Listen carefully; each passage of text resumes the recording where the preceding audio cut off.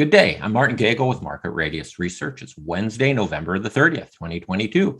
We've got CEO Owen Moore and Margaux Berry, VP Strategy and Growth of BeWhere. BeWhere is a mobile Internet of Things solutions company designing and selling sensors and trackers as well as software applications on a SaaS basis, primarily for the industrial and commercial segments, but is expanding into consumer products and services. Well, please remember this is neither recommendation nor investment advice. We're here to learn about the company. Owen, Margaux, thank you very much for joining us. And we're going to start this off with a bit of a presentation before we get into the quarterly results and the Q&A.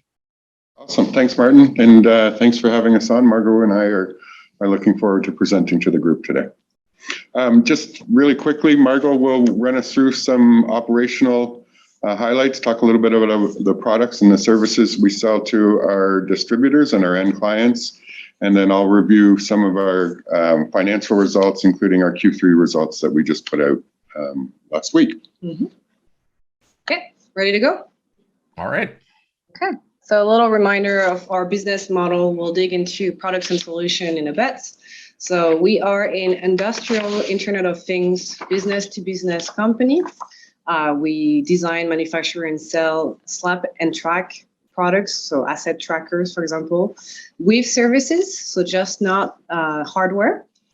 We can sell our hardware. If you can pass me a couple here. We can sell it as is, so those are our devices, or sometimes we can also white label or customize products. So this is a difference. Those are the two same devices. This is what we sell. This is a customized product. We always innovate. Obviously, we want to stay ahead of the curve. Our idea is to, originally when we started the company in 2016, those new IoT products were launched in 2018. It was a new network, so our goal was to disrupt an existing asset tracking market that was old-fashioned, expensive, and just not, very affordable to most of the companies. And then as people get accustomed to this IoT technology, we were also greenfielding new customers. The way that we work a business model is that we either sell the hardware and then we collect fees on it, monthly or yearly recurring fees, or sometimes we sell it all in for a year. So it's a hardware as a service or a hardware plus a platform as a service on top of a SaaS model. Those are newer terms, so we have to keep up to date. Our solution is very simple. I think this is one of our big advantage. We sell simple services, simple solutions. So you have a tracker, you slap it on your asset. So an asset can be a trailer, it can be a generator, it can be something like a garbage bin, a porta potty, a pallet. Inside the tracker, there is a SIM card. So it's connected to the LTE-M and NB-IoT network. So in Canada, we are partnered with Bell. In the US, we're partnered with AT&T and T-Mobile, etc. Then all the data goes into our cloud servers, and then the information about our products and what asset they monitored is either available through our own platform that we sell as BeWhere, or then we have an API which allows some of our customer or largest reseller to integrate our data into their existing solution. So single pane of glass, and this is one of the huge value out of BeWhere. About us, just a little bit reminder for the people that are not familiar with us. So we are one of the first, or maybe the first company that launched IoT asset trackers. We developed the products when the networks were not existing, thanks to people like Owen, who have a huge experience in this kind of industry back in the telematics originally. We have, because we were one of the first player on the market, we also have unique partnerships, mainly with, majorly with telcos, so AT&T, Bell, and T-Mobile, for example. Why we have those partnerships is because we were offering a product that was leveraging a new network for them, i.e. bringing new subscribers. So it was very attractive to the enterprise customers. And then we also have industry leaders that distribute the BeWhere products. So telematics company, vehicle management company like Fleet Complete, Rent McNally, Geoforce, Fisher Telematics, Tenna is a construction platform that resell the BeWhere devices, Fleet Freedom, Geotab resellers, etc., etc. So we have a very large array of resellers, particularly in North America. Our B2B model is usually what we call allows us to do what we do, massive IoT. So we try to sell our devices under our competitors' pricing to allow bigger deployments. So that's what we call, or IoT called actually IoT, the massive IoT. And we're a very lean business. We'll talk about the financials in a little bit, but our model, our B2B model, allows us to really focus on selling the product without, any kind of fluff on the side. We've been achieving record revenue, record profitability. Sorry, that's a hard one for me to say. Over the past couple of years, and we have our increasing cash position. And don't forget, we have no debt. So we're a very clean balance sheet, overall clean company. Humble, just keeping our head down and working hard. One of our big force is our team. We have 13 or 14 employees right now, sorry. And it's everybody just work. And we also have our founders and, our management team is people that have a tremendous experience in the industry. Sorry, I think this is in the middle of my screen. But Owen, maybe you can talk a little bit about the past for BeWFF. Sure. So we've been in telematics for the last 25 years now. Founded a company in the late 90s. So one of the first internet-based vehicle tracking companies. Had a great run with it, brought it from 0 to 25 or so million in revenues, ultimately sold out to another publicly listed company by the name of WebTech Wireless. They got scooped up by BSM Wireless, and now they found a home at Geotab. So it's a fairly insular industry. Everybody knows each other, and so we leverage some of those relationships from the past to bring on distribution going forward. Exactly. And then the last part is also the fact that we started building a product on a very new technology. This technology is progressing, and we continue progressing and innovating on the technology as well. Oh, I've lost my screen. There we go. So just a little bit about the market landscape. So for anybody who wants to do some due diligence and research, so look up the global asset tracking markets, specifically on the IoT side. So it is obviously a gigantic market. It was really smaller 5 years ago, especially with old technology like Bluetooth and RFID.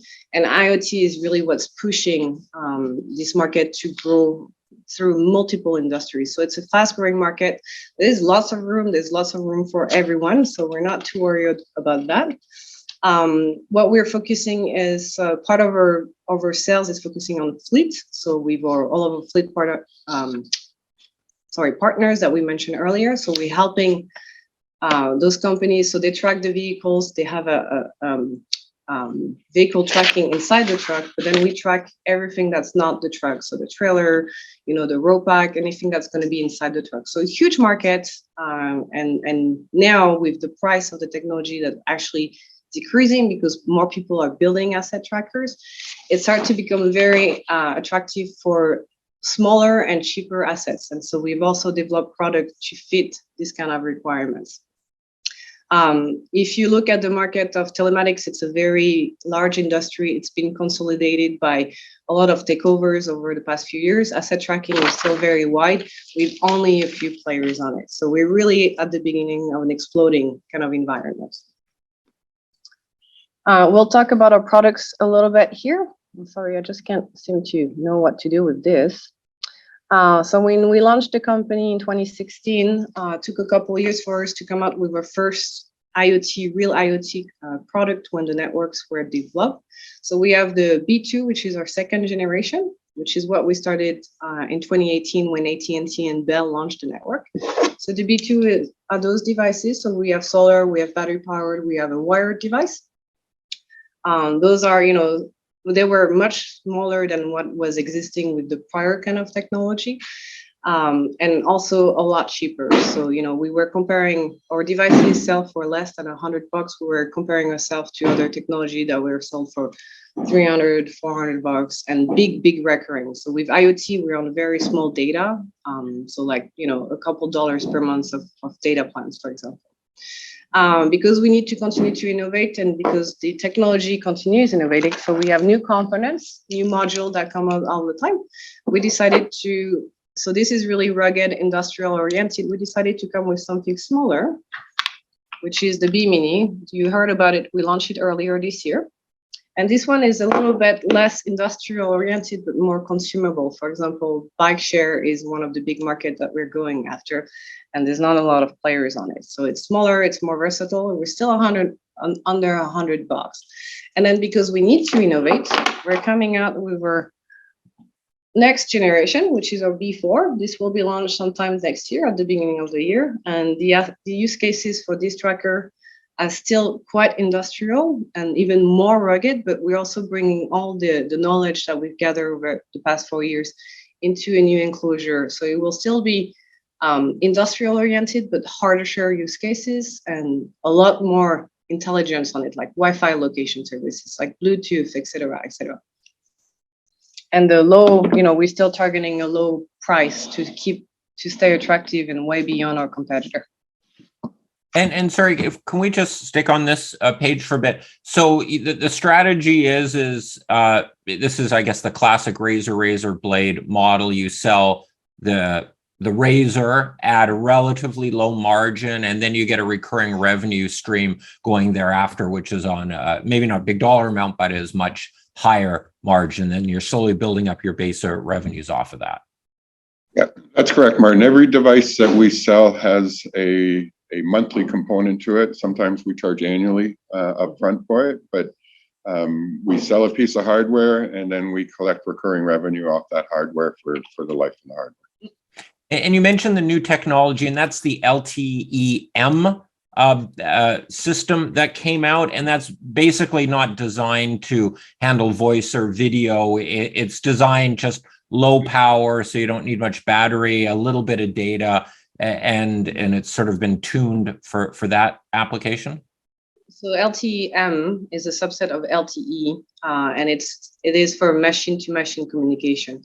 So the difference between LTE and LTE-M is, for example, LTE, you use your phone, you pay, $40 a month for your plan. We've had like 1-2 gig.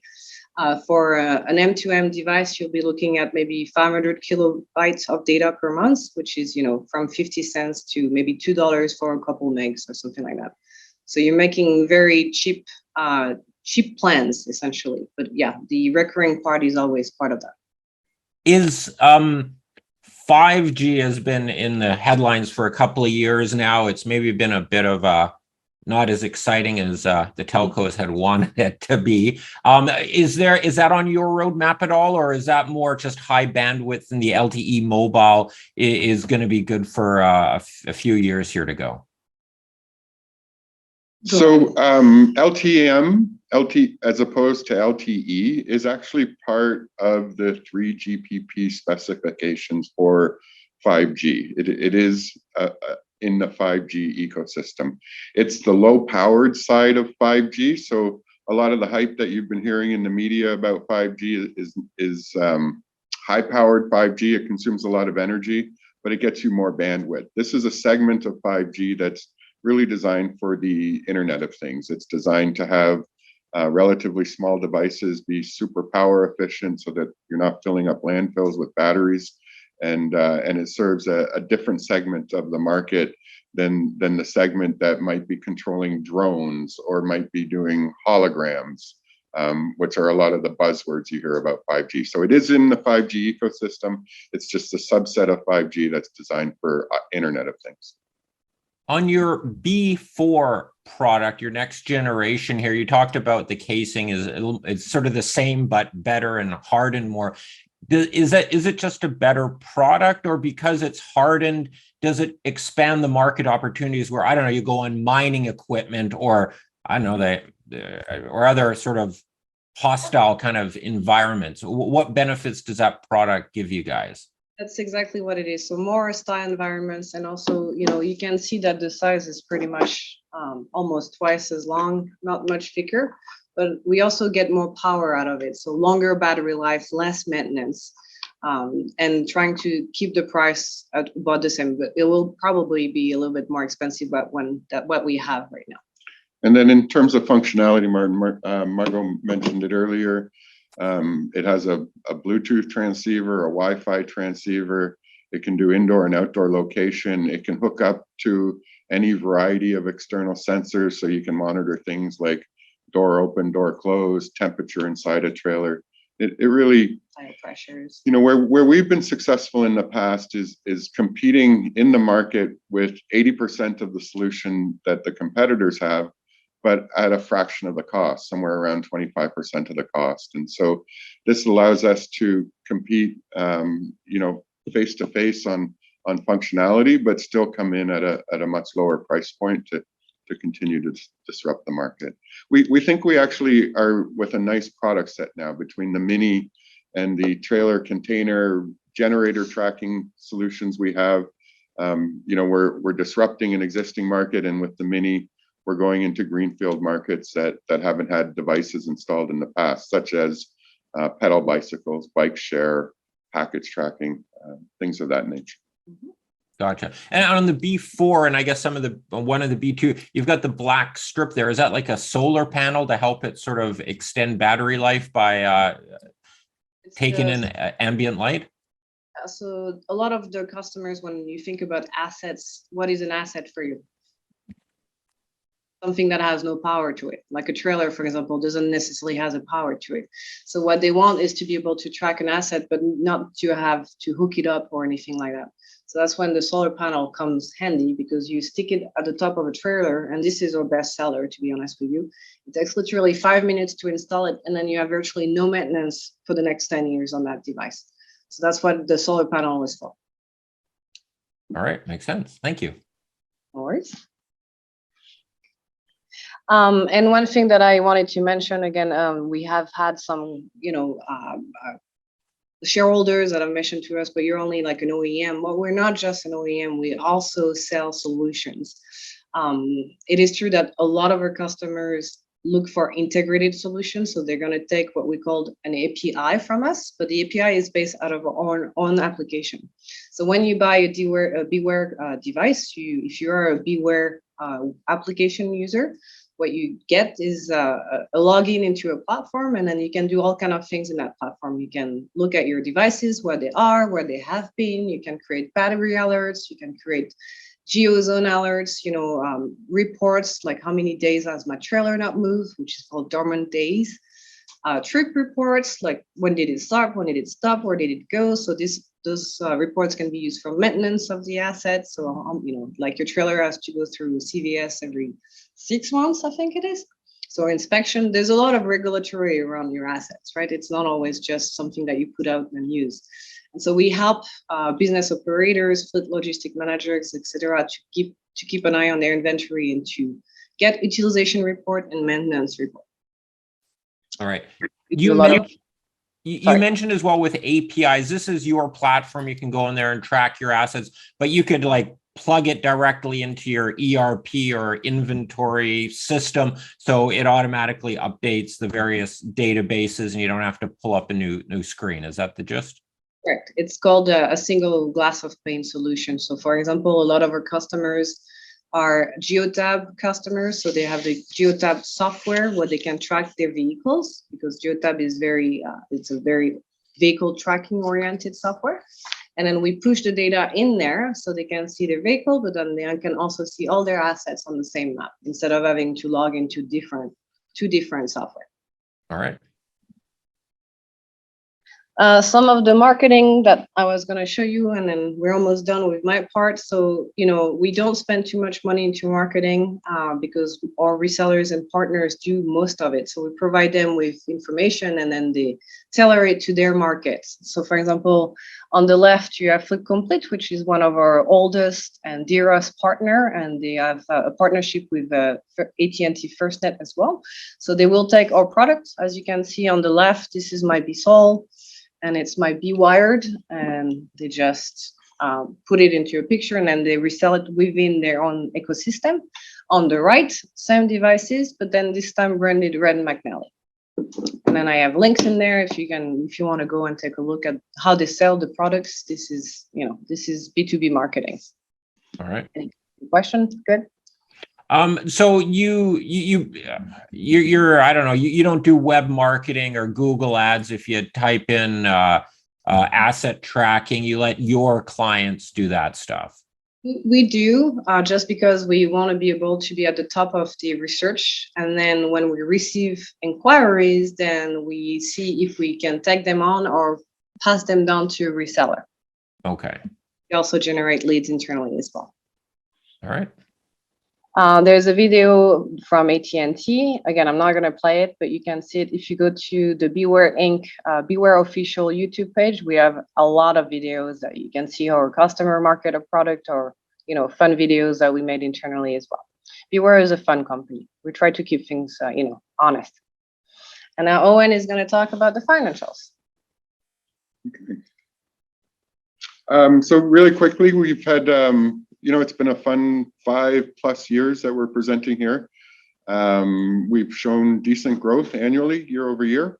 Once again, when you break that down quarterly, and just point out the final column, the column in orangey yellow sort of color, that's our 3-quarter results. Q4 will come out sometime around the end of February, I believe. So good solid growth over the last 5 years. If you break that down quarterly, it does show a little bit of lumpiness in it, but obviously the overall trend is showing good strong growth. The Q3 numbers just shy of a record on revenue, but we did post a record on net income in the quarter. And once again, you can see our year-to-date for Q3 is coming in almost at where we were for net income for all of 2021.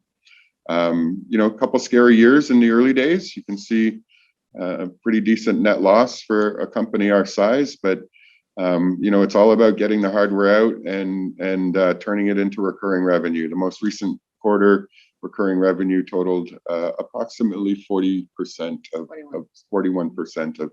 of total revenue, and I believe that was up fairly significantly, both quarter over quarter and year over year. You break down the quarterly net income.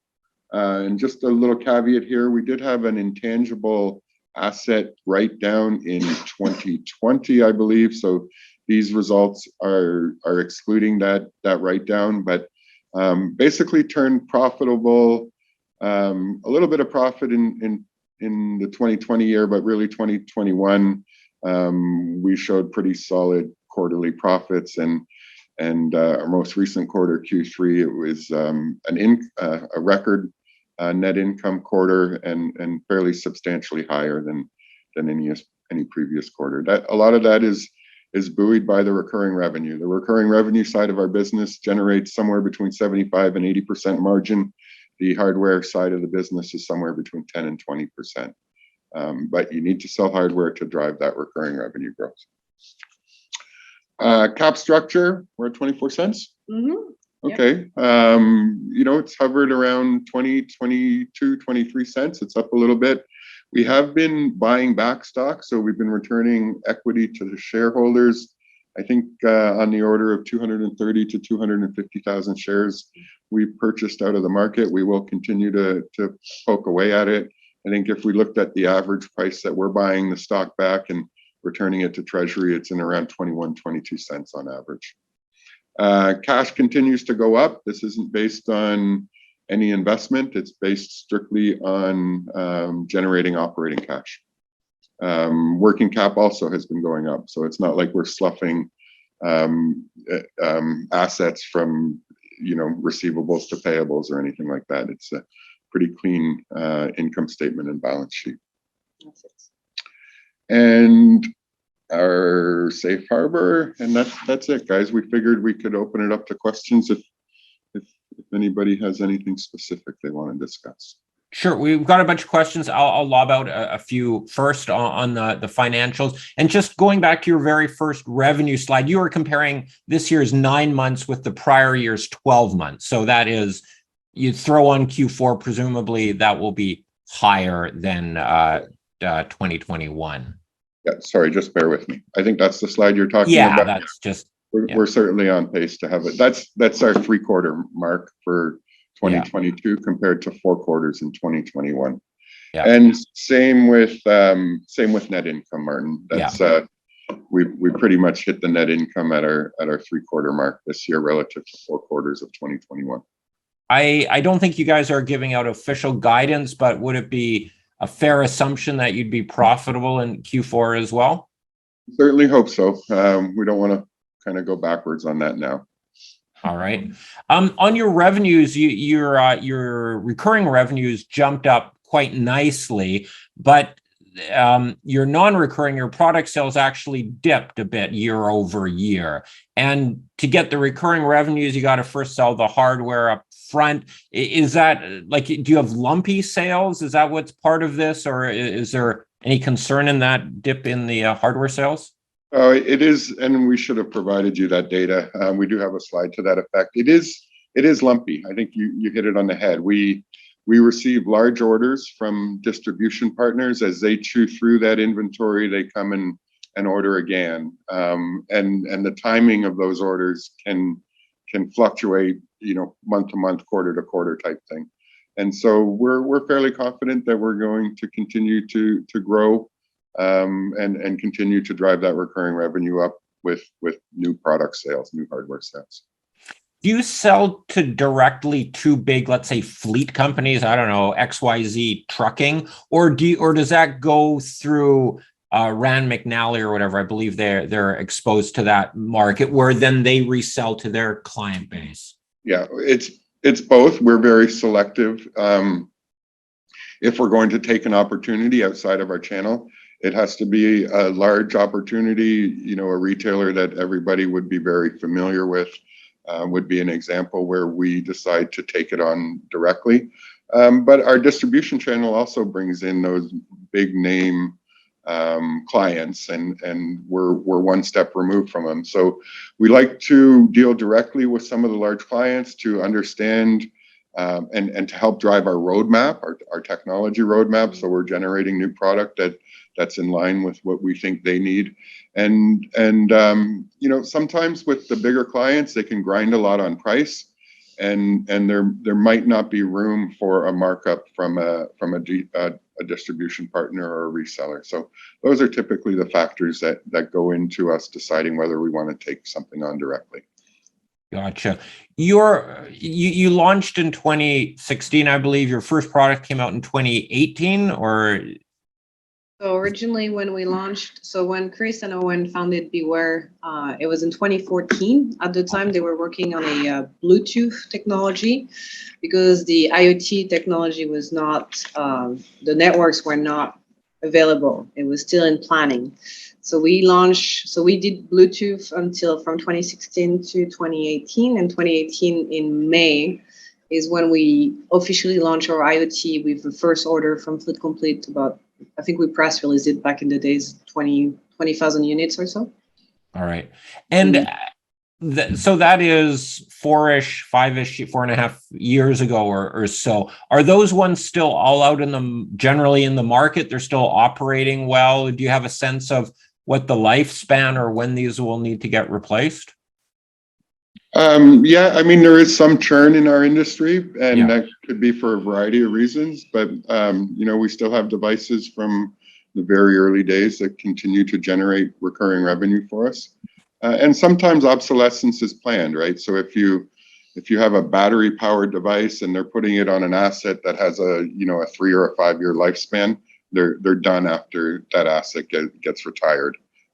So there is some planned obsolescence and planned churn associated with it, but we certainly have product out in the field that has been around since our very initial version. All right, let's flip over to some questions here. Q3 product hardware sales are down. Any specific reason for this? I guess we addressed that already. Lumpiness. It's not a trend or anything. No, I think it's just a function of where our inventory levels are at with our distribution partners, and for whatever reason they weren't. Q3 was a big quarter, high product revenue, and so I think that's just a function of them burning through that product before we see some reloads. All right. Question here on the B Mini. Are you able to say how many units you sold in Q3? I don't believe we have, but I don't think we've disclosed it publicly, but we probably sold about 4,000 to 5,000 since the launch in that size range, perhaps a little bit more. And what we're encouraged about the Mini is that it really is opening up greenfield opportunities for us. And some of those markets are huge. I mean, you don't think of bike share as being a big market, but to give you an example, Bixby in Montreal has over 8,000 pedal and electric bikes that they provide under a bike share. New York is north of 10,000. Toronto's 4,000 to 5,000. We've rolled out all of Detroit with. Did I get that wrong? No, it's good. We've rolled out all of Detroit with about 700 or 800, and so. It's a market that is in every decent sized city. Bike share is expanding rapidly, and we're excited about the opportunities in it. We're also seeing the Mini get used on things like forklifts, on small generators, on tools and equipment. So still the B2B market, but assets that hadn't been tracked in the past because it was either too cost prohibitive or size prohibitive. All right. There are a couple questions on your share buyback program. You've already addressed that. I don't know, any other color, any thoughts on raising the spend amount or bidding up at higher prices, or I don't know. Yeah, we've sort of been opportunistic with it a little bit. If we're alerted to there being a large offer, we tend to go and take it out if we see an opportunity. We'll continue to invest in it. We do gauge how we've done in terms of producing cash and net income, and then we allocate a percentage of it to returning to shareholders. Any thoughts on or what it would take for you guys to get to a dividend? That's a good question. That is another method to return equity to shareholders. I think if we started at this stage, given that there's some 88 million shares outstanding, it would almost be nonsensical. But as we continue to drive the bottom line, we're going to look at all methods to return equity to shareholders. All right. The IoT space has countless competitors with much larger budgets for R&D and capacity for economies of scale. How do you effectively compete again, given these factors? So this is kind of my favorite question, because when you work in the industry, we don't have that many competitors, I'll be honest with you. And if we do, they're usually much, much, much larger companies that do telematics, and then they have one segment which does asset tracking. And how we compare to those companies is mostly on price. We're usually much cheaper than them, and I know that for a fact because my customer usually ask me for comparison. And the second thing is the relationship that we have with our partners like AT&T is pretty unique. We are, we've been told many times that we're not a family-sized company, but we're family managed. So the way that we manage our relationship with the product managers and the people that sell our product is almost family-like, and that gives us some people would discount that. You shouldn't discount that. It's actually very valuable to us. So, in a sense, it's not that big of a market into what we're doing. And usually we are more nimble than our competitors, better priced and better support. All right. Do you have any patented technology in your mix? We don't patent our technology. Our feeling is that it's probably, we want to compete in the market. We want to win in the market. We don't have the cycles or the budgets to, set up IP enforcement type things. So no, we don't patent it. We try and win in the market. It's difficult to patent too because it's an open technology to some degree. There's certainly patentable components that we could go after, and we'll continue to evaluate that, but we don't have any active patents currently. All right. What percentage of your sales go direct versus through resellers? Oh gosh, you're looking at north of 90% through resellers. Okay.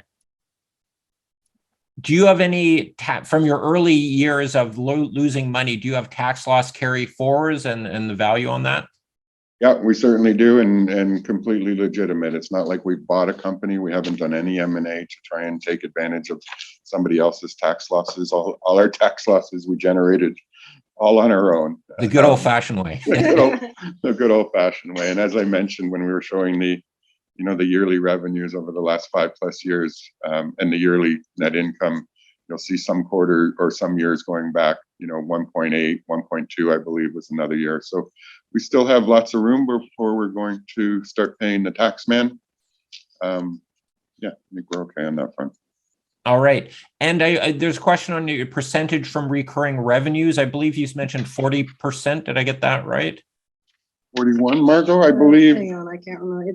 It's not in the financials, Of course it's in the MD&A.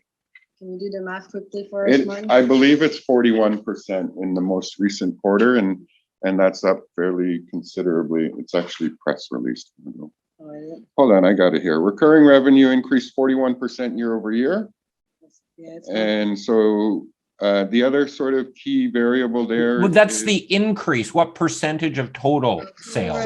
So total recurring revenue for the most recent quarter was 1,044,000, and we did 2.6 and change in total revenues. almost 50%. No, 41. Well, Okay, got my calculator. 144 over what was the total revenue? So recurring revenue in the most recent quarter was 1,044,000. Okay. Total revenue in the most recent quarter was 2.65. My quick math is 52%. I may have that wrong here. It's does that look about right? 41%, I think. All right. All right. Do pull out the sheets, you know where to find the data. Don't trust my math here. A question on the uptake on the B Mini. I think you mentioned total sales 3,000 to 4,000, maybe a bit more than that since launch. 4 to 5 in that range, and lots of big opportunities out there for it. I mentioned some of the bike share opportunities. Like I said, it's getting traction in things like forklifts that might be in a big distribution center or warehouse. One of the interesting features about it is it does do indoor location as well as outdoor location, and so it's opening up opportunities to track assets in large warehouses that are pretty cool. It's a fun product. I think everybody's gotten behind it and are excited about it, and some early wins with it, and I think more to come. When you say indoor tracking, is that like it knows where some Bluetooth beacons are and where the Wi-Fi is, or does it GPS through the ceiling? No, it doesn't GPS through the ceiling. That is one of the challenges with GPS. If it doesn't have a view of the sky, or at least a partial view of the sky, it doesn't work. Yeah. So the Mini has both Bluetooth and a Wi-Fi transceiver. It basically sniffs access points inside a warehouse or a distribution center. It triangulates off various access points and provides pretty accurate location on the order of 5 to 10 meter accuracy. that's what your phone does already. Yeah, it's similar to how your phone would track you if you're in a mall, as an example, and it tells you where in the mall you are. We're using that identical technology and putting it in our Mini, but obviously at a fraction of the cost that a phone would charge. Yeah, we're selling these for Less than 100%. less than 100. Less than 80. Where do you see yourselves in 3 to 5 years, maybe as a company? And then specifically the question here is in terms of sales and margins. Yeah. So, my experience in the past is the slog to get you from 0 to 10 million tends to take longer than to take that next step from the 10 to 20 million step. And there's a variety of reasons for that. As products become more mature, they get taken up a lot more quickly without a lot of scrutiny. You can leverage some of your large distribution and end users as reference to get that next big one. And we are bidding on some really large projects like right now. And so, with any luck, our move from 0 to 10 million our move from 10 to 20 million is going to be a lot quicker than our move from 0 to 10. And so we do hope to hit a bit of that hockey stick type curve as we move over the next 4 or 5 years. I believe your market is exclusively North America. Do you have am I wrong there? Or do you have global expansion plans or put more emphasis on global? So we don't do any direct deals outside of North America. And remember, that's like the 10% of our revenue. The 90% comes from distribution, and we have plenty of distributions channels that are global and sell our product in Australia, New Zealand, Germany, France, England. Yeah. So it is an area that we've talked about. Romania. Romania, we just landed. That's a direct deal, or semi-direct. That's through a distributor. That's through a distributor. We just landed a bike share deal in Romania, so we're excited about that one. But yeah, no, there's no limitations on the technology. The limitation is on, cash to be able to invest in it, to put our own feet on the street in other markets. But we've been leveraging channels to go after markets outside of North America, including South America as well. Clients in Mexico. I have a test in Africa right now. Margaux's demoing in Africa of all places, so it's a big world. All right. This isn't a question, but give you some fluffing up here. Congratulations on your 9.7 ROE and the huge trailing 12-month free cash flow of 2.4 million on 9.9 million of sales, which equals 24% free cash flow yield. Is that Bob? That sounds like a Bob. That's Bob. Sounds like a Bob. Thanks, Bob. We appreciate it, and good to see you. Yeah. Before sales start in Q1 2023, and insights on pent-up demand for it, average selling price and margins versus B2? I'll let Margaux take that one. Selling price, we tend to be careful about giving an exact number because we have end users and resellers that may be watching us. So usually we try to stay under $100 for the hardware. We do have an order that's been pending for Q1 for about, I can give the size, right? Yeah. 500 units of the BeWhere for a large trailer company in Canada. And this is just the beginning. So we have a couple other big opportunities that we're about to sign for the same product. So we do see an uptake. We're pretty sure that we're going to land a lot of big deals with that new product. In terms of margin, do you want to speak about that? So Margaux was referencing the B4 when she was talking, not specifically the Mini, and she referenced a rollout of 500 units. That's actually a 5,000 or 6,000 unit contract with an initial rollout for 500 units. The Mini is it's exciting. We have multiple projects that are on the order from, on the low end, 10, 20, 30 devices, all the way up to 8,000-10,000 devices. And in some of those opportunities, we have our foot in the door. They've done some initial deployments. And like I said, as people see these types of new solutions maturing in the marketplace, the uptick kind of increases as you move forward, as they get more accepted and adopted. All right. On supply chain, lots of news on supply chain issues and chip shortages. How's your experience been with that? It hasn't been fun. You've had lockdowns in Asia that have affected component suppliers. It's affected contract manufacturers, and it's something that we've been able to manage through without too much pain. Now, there have been some quarters where we've expected to get more units out the door. We haven't lost those opportunities, but they do get pushed, and we actually saw a little bit of that in Q3 as well. So it's just the nature of our industry. I've been doing this for 25 years, and I haven't seen it be so hectic in my life. But there are signs of things stabilizing, and to ensure you had supply previously, as we went through COVID and supply chains got hit, you really needed a supplier that could supply, but they required us to make firm commitments for large quantities of devices to put us up that chain of priorities. And so we did that, and we are seeing some easing in that. They're not quite as insistent on having long-term purchase orders, and hopefully that's a sign that the industry is going to get back to normal. Hand in hand with the supply chain stuff is the inflation. Have that impacted your margins? Have you had the ability to pass on price increases? It's been really small, less than 5% price increases is what we implemented about 16 months ago. Maybe closer to 2 or 3%, and it was an industry trend that we saw with everybody, whether you were a vehicle tracking supplier or an asset tracking supplier. Our partners are certainly aware of it. They didn't give us any pushback. Our resellers were cool with it. They ended up passing that on to their clients.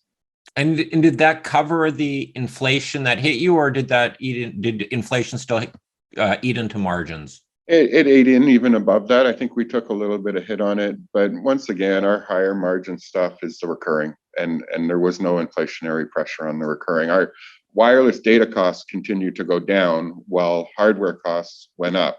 Our service costs for Amazon AWS is our hosting provider. They stayed flat. We didn't see any increment, any inflationary hit on the service revenue, and I think that's why, our bottom line stayed okay. I have a couple of questions on this. Are you able to discuss how many installed devices that are being tracked right now, revenue tracked devices? We don't provide it publicly. We do provide it to our board, and perhaps going forward, we'll provide a little bit more color on it. We can say how many we sold. It's usually on the order of 14 to 18,000 units a quarter that we sell. That you sell. All right. Can you say how many you've sold in total since sort of inception? A lot. Hundreds of thousands. Okay. Yeah. So, and growing more or less, other than the most recent quarter. Gotcha. What's the biggest obstacle to asset tracking growth pickup? If growth sped up, and what would be your biggest obstacle to scale up quickly enough? If you asked us this question 6-9 months ago, we would have said labor. But technology, labor moves really quickly in both directions, right? You've seen a lot of the big tech companies lay off. You worry about those big tech companies when they're hiring because they have deeper pockets. But now the labor pool for tech is good. There's not as much concern about big tech either taking wonderful people like Margaux or soaking up any new candidates that are on the market. Scale up. We still have our eyes on Europe. It is a balancing act. We are generating cash, but that would cost us money, and that is an area that we do want to invest in at some point. From a channel partner strategy to be able to bring on new distribution partners and potentially take on a handful of large clients directly as well.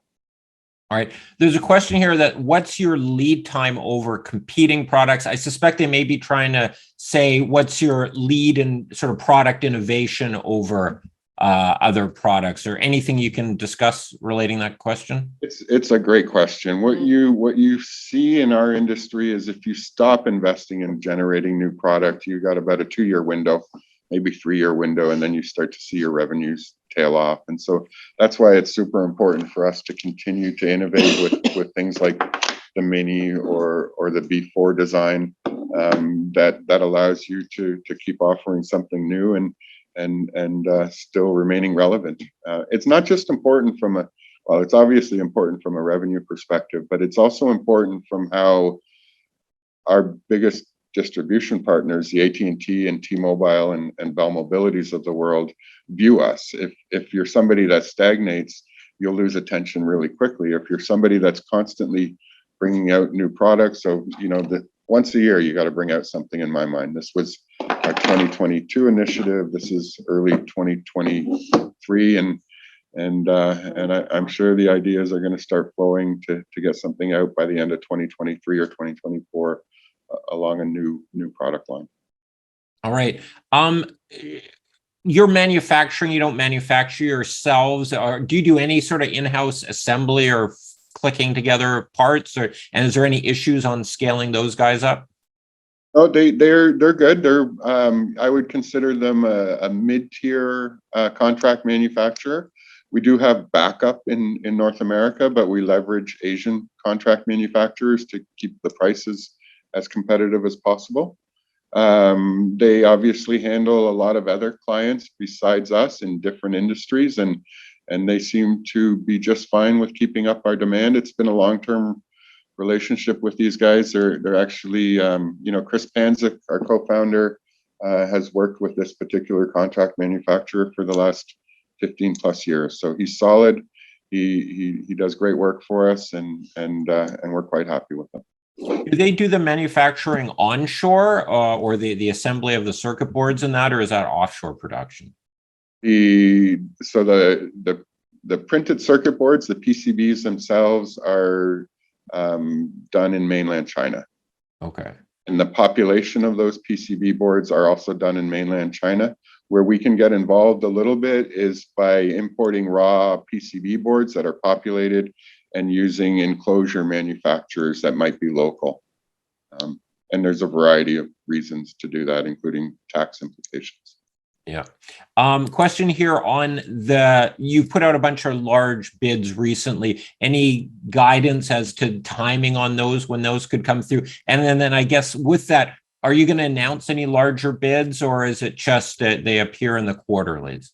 Well, just the first part. So, in our industry, we are bound by a lot of NDAs. We can barely talk about any large customers that we have. So for some of those very big contracts that we're hoping to win, the NDA is about the size of a building. So we can probably announce the quantities, but I don't know if we can announce who it is. Yeah, and that's we're typically the small guy at the table when we're looking to win business from very large common companies that you'd be very familiar with if we said their names. They do lock us down contractually to not mentioning them. In fact, up until last month, we couldn't even tell you that Bell was an investor in the company. Now, they did release Bell Ventures, a new initiative, and they did post us as one of their investment companies. We're still not allowed to say how much they invested. If it was over 10%, you would see the insider report. It's obviously not over 10%. And that investment happened almost 3 years ago. So just if they wanted to say it, they can say it, and then we can repeat it.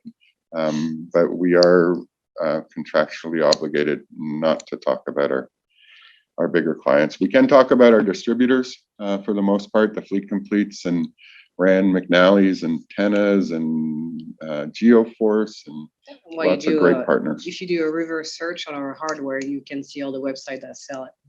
That's what I do, for example. In terms of lines to announce those deals, Bob, it's hard to give you any hard date, but hopefully sometime next year. All right.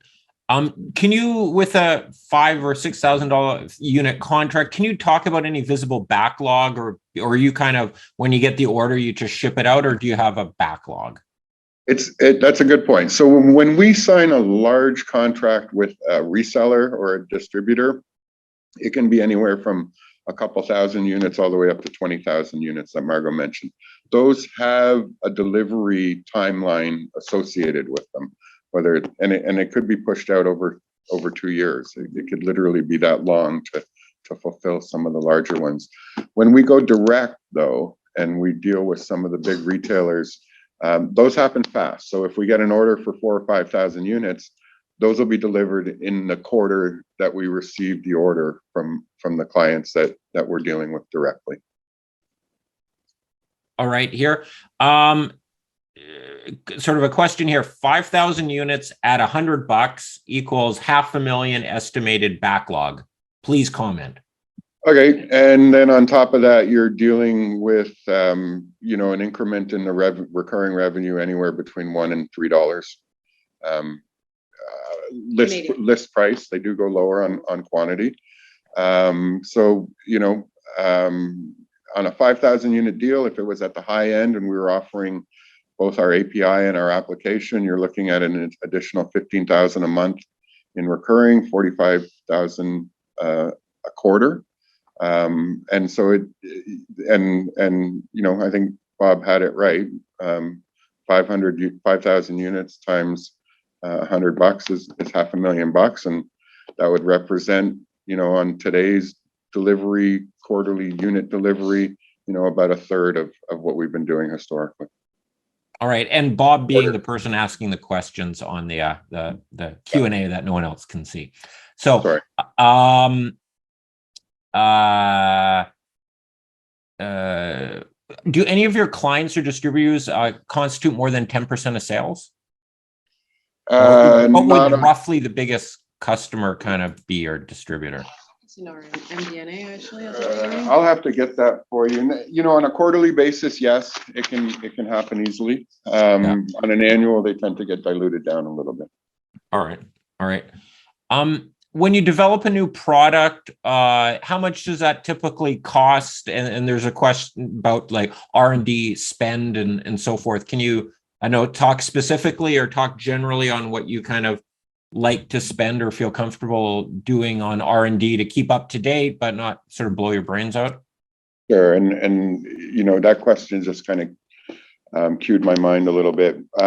We do expense all R&D and engineering costs as incurred. Yeah.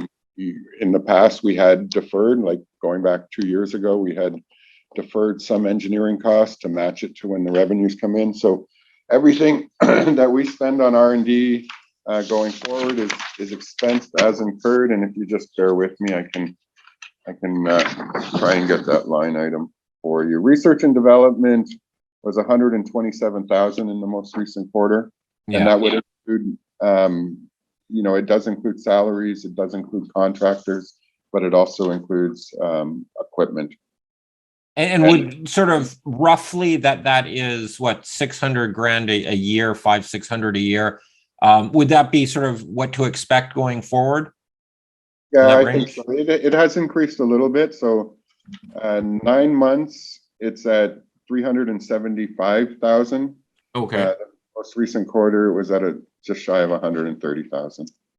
All right. But that would be sort of that ballpark and maybe growing a bit along with revenues. That's kind of the range. Exactly. All right. When you guys sell your SaaS stuff and there's data, does the data portion of that sort of pass through your income statement, or is that sort of just sort of hived off to the service provider?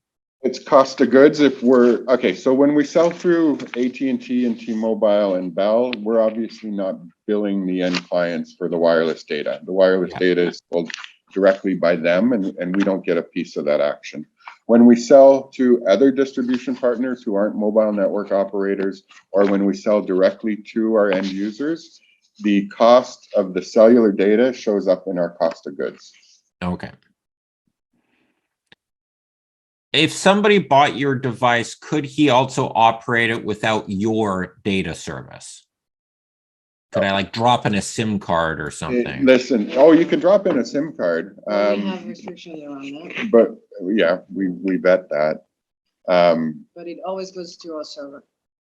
We always need that data to come to us first. And the main reason is for troubleshooting and support and firmware, etc. There are big clients that we have in the past, and we may going forward adjust that model, but it's an exception. It's not normal. Okay, so a really big client could come to see you and say, we're going to buy our own data and we're going to bypass. No, the data's fine. It's more about where the data, it's fine to pay for the data. It's more about where the data goes. Okay. We have the data hit our Amazon Web Services first, and that allows us to keep an eye on things, to be able to understand, you know, system-wide issues. It allows us to be able to troubleshoot, and honestly, it justifies that API fee that we sell to clients. It's not just a markup. We act as a second level support to our big distribution clients. The only way we can act like that is if we have direct access to the data coming from the devices and direct communication with the devices themselves. Gotcha. Any security concerns with your contract manufacturer, them making it and reselling it through other people, sort of other labeled, or any other security concerns with that? So security concerns come up a lot lately, not specifically with our contract manufacturer, more around, you know, insurance, cybersecurity insurance, and the potential for hacks and storing.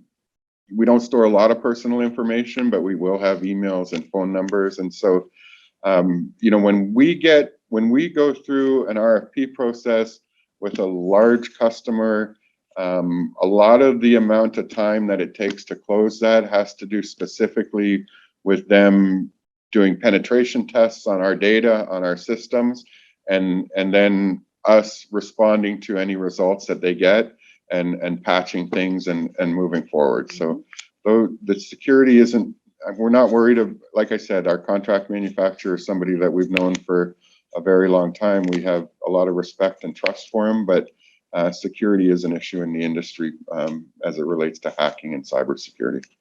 All right. You mentioned headcount, I think, of 13, 14. Any plans to increase the head count? Grow, like, are you going to need a lot of people to grow the business?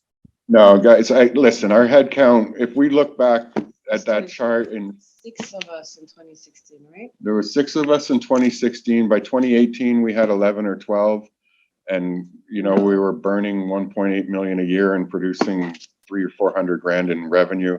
Today, we're on pace to do 10 million and positive net income, and we're up to 13 people. So no big headcount increase is expected.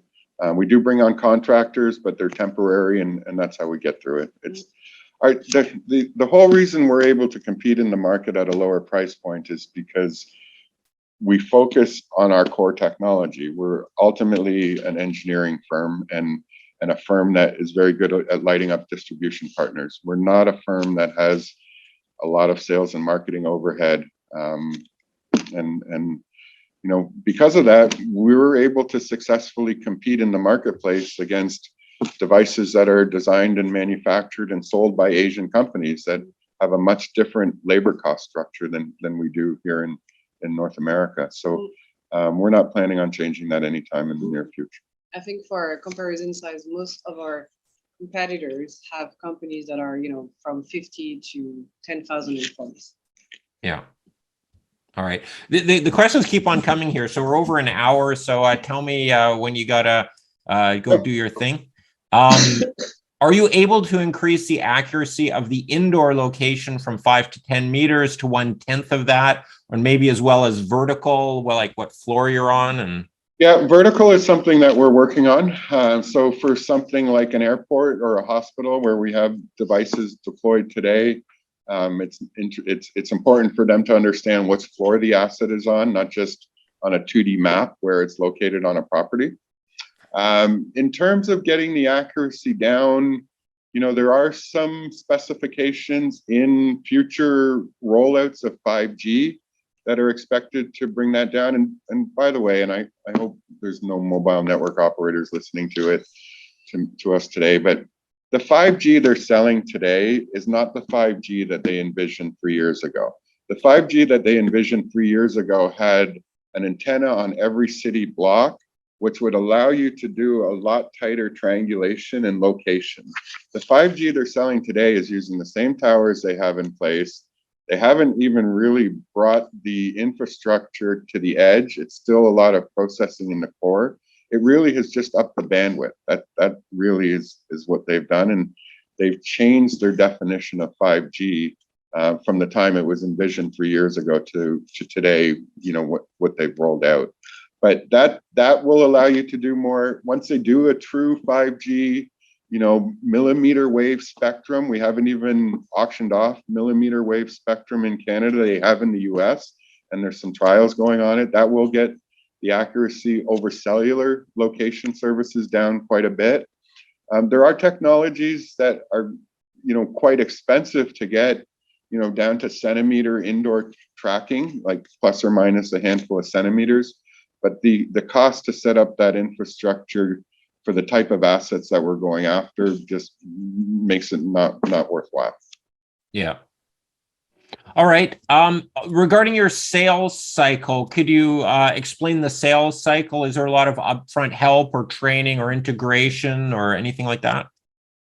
Super simple. So we usually get either a lead from direct or from one of our resellers. So we set up a discovery meeting.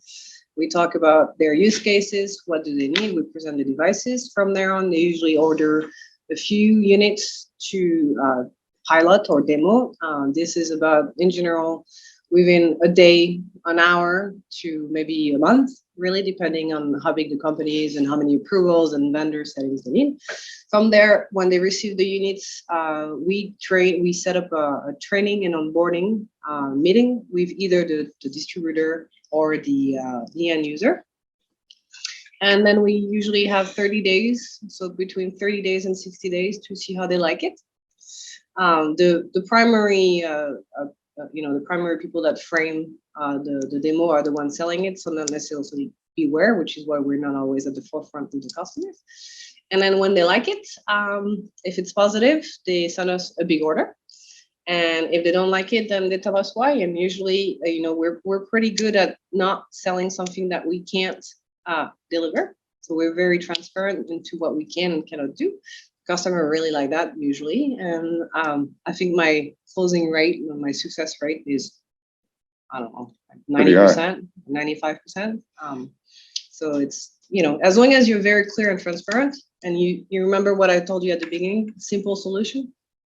As long as you keep with that, then the customer really like it. One point I wanted to make is that 4 years ago, we really had to educate customers on what IoT is, how it works, how much you pay, what's the advantage. This has shifted completely. Now they come to us with what they want. And so the sales cycle has really, it went from, I don't know, 6 months at the beginning to now a couple hours. All right. Your channel partners, how are they compensated? Do they just buy and upsell? Do they get any kind of a trailer on the SaaS side? It's the other way. So we sell to them and they sell to their end users. We don't dictate what they charge for it. It's what the market bears. And they cut us the check, the monthly check back. Oh, okay. So Bell will sell it to an end user, could be an existing or a new client to Bell. It's all on Bell paper. And then our portion of that comes back to us. And they're similar to us, right? They're really trying to generate that subscriber revenue. That's the high margin revenue for them. They don't tend to mark up the hardware very much, but they make a little bit more on the monthly. They mark up the monthlies a little higher. Gotcha. And this is it, putting the pin on the final question here. What percentage of shares are held by management and insiders? I saw recently there was some insider buying. Yeah, we both Chris and I are over 10%. We've gone up through purchases, but we've also gone up because we've taken shares out of the market through the issuer bid. So I think Chris actually got pushed from 9.9 to over 10% through taking shares off the market through the issuer bid. Okay, just a smaller float out there. And then, the board and kind of friends and family probably represent another 10% or so. And then, Bell X% and one or two shareholders, we can probably account for about 35 to 40% of the stock with just a couple phone calls in really solid hands. And the last thing, I know we're running tight for time, Martin, but maybe the one thing I'll leave you, the group with is that, the venture exchange has been a tough market for the last year, right? It's off more than 50%. Yeah. I think we've survived okay. Certainly some of our peers have been hit a lot harder.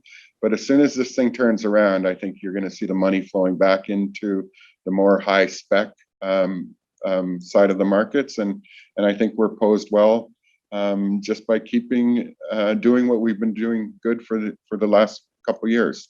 And we're certainly hopeful to not go into the recession that some people are forecasting. And I don't know how much farther we can go down from here from an index perspective on our exchange. I think things should turn around and you'll see the companies that are healthy hopefully appreciate the most when that happens. Yeah, and as well, you're not dependent on the capital markets to raise capital or do anything like that. So in a sense, you're quite insulated from the share price. Quite insulated, but it is a double-edged sword. I mean, brokers like companies that are. Oh, yep. So it's hard for us to get analyst coverage because there's no fees. Yeah. And that's always the first question. But nevertheless, there's other ways to get the word out there, and we know we need to do a little bit better on investor communications, and we're going to try and do that. And obviously, part of that is and thank you for having us on. But part of that is meeting with you and your group. And I guess one final question here. I would think the ultimate outcome for you guys is that you get taken out. That just seems like you fit into someone's portfolio. Or I don't know, do you just keep growing for the next 20 years or do you see yourselves as getting to a certain size and all of a sudden it's like, hey, this is a nice cherry to pick that for a larger IoT company? Yeah, I mean, there's been we do get interest fairly regularly, quarterly. If you think about the companies that we deal with, they're all bigger than us from every metric you could look at, revenue, number of employees. It's hard to have those conversations today, given where our share price is at. But that's what we've done in the past, right? We take companies from inception, grow them, and sell them out for a premium. And whether that's a year from now or 5 years from now, it's not in our focus. We're really focused on growing the business today. We're having fun, Martin. It is.